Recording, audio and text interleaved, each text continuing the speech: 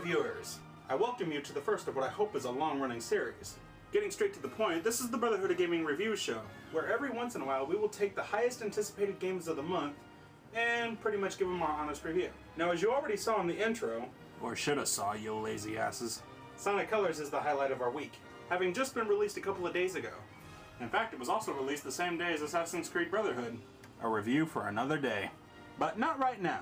Now, for pretty much the past 10 years, Sonic's games and reputation haven't exactly been, well, yeah, that.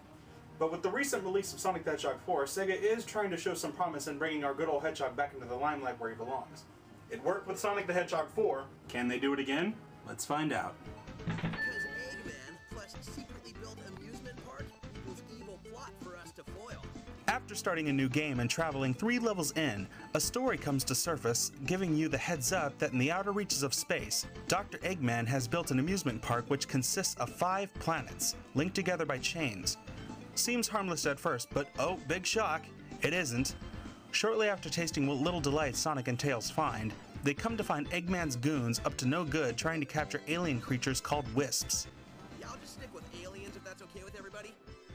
The Wisps are the inhabitants of the 5 planets Eggman has captured.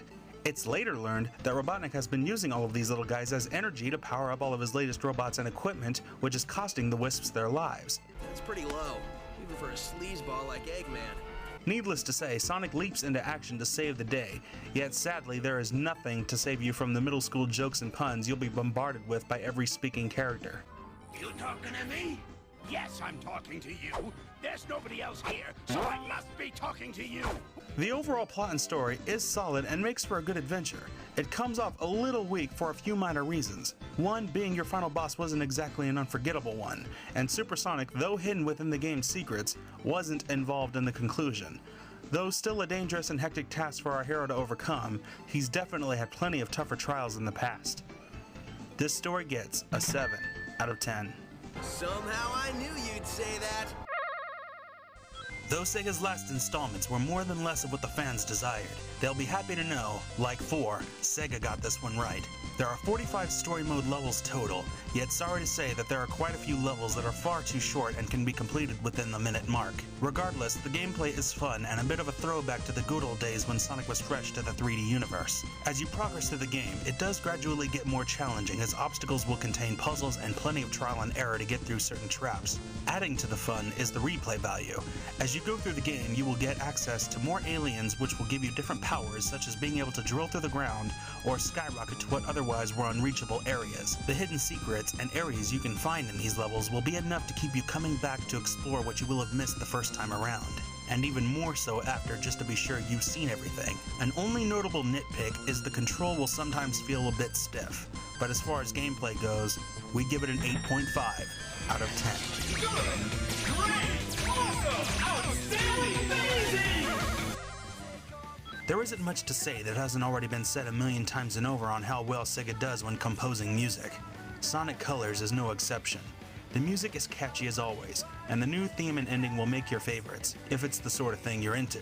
Though the music is great and catchy, it's not the best Sonic score out there, and it will likely not have any tracks worthy of a top 10 list. Yet each tune you listen to fits the place you visit and works well with it, so it's being given a 7.5 out of 10.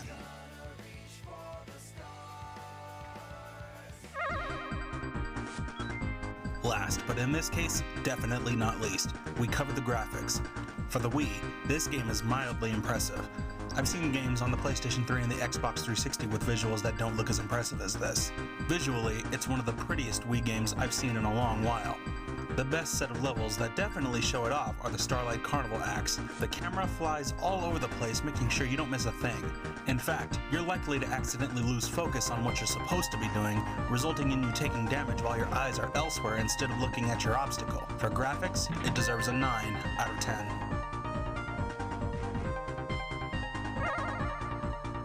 Now that we've told you all the details necessary, it's time for the final call. Do you buy it or pass it up? Very cheesy and predictable, yet a satisfying run. A refreshing experience long awaited after years of fail. Truly a worth. Not the best score, but pleasing to the ear. Visually stunning with loads of eye candy. Replay value, high.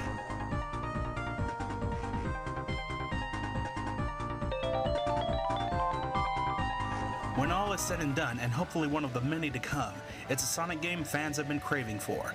If you're a newcomer to the Sonic franchise, it's a good way to start.